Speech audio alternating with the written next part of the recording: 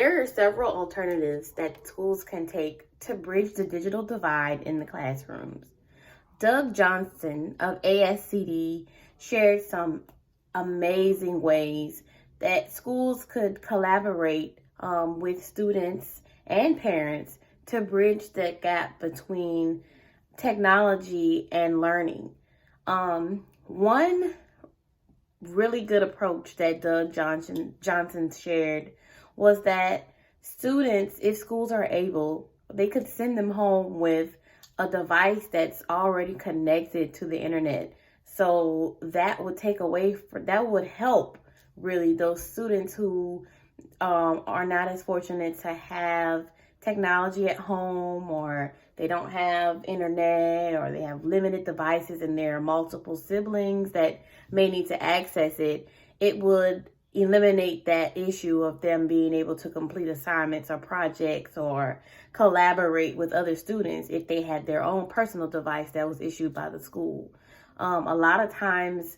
I found in our district that parents would complain about maybe too many assignments being sent home that require internet access or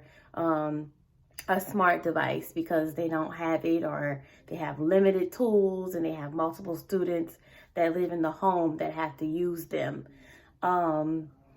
Another complaint that I found to be pretty,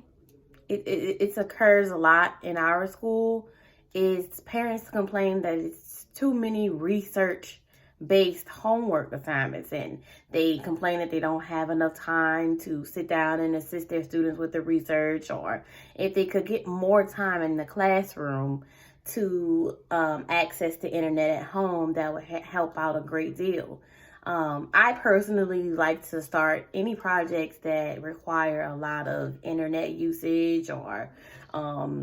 a lot of online research and data that occurs in the classroom, because that gives me the opportunity to put out there the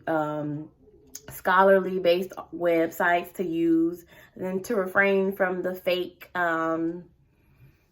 research websites such as Wikipedia, because I've learned that anyone could access and edit Wikipedia. So the students need to know the importance of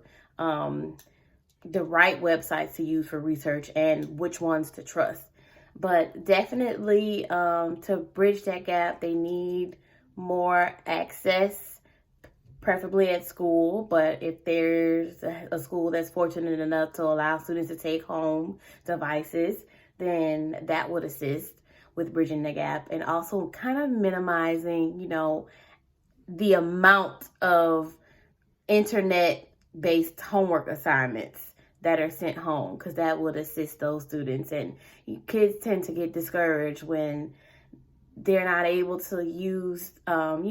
devices at home like the other students, and they don't always want to speak up and say that, they're not as fortunate as the other students. So it's just important that teachers keep in mind, when they're quick to assign things like that. If I do assign those types of internet projects or homework assignments, I give them time to do as much as they can, or I allow them to complete the internet portion in the classroom. It just keeps down a lot of the fuss from parents and students as well.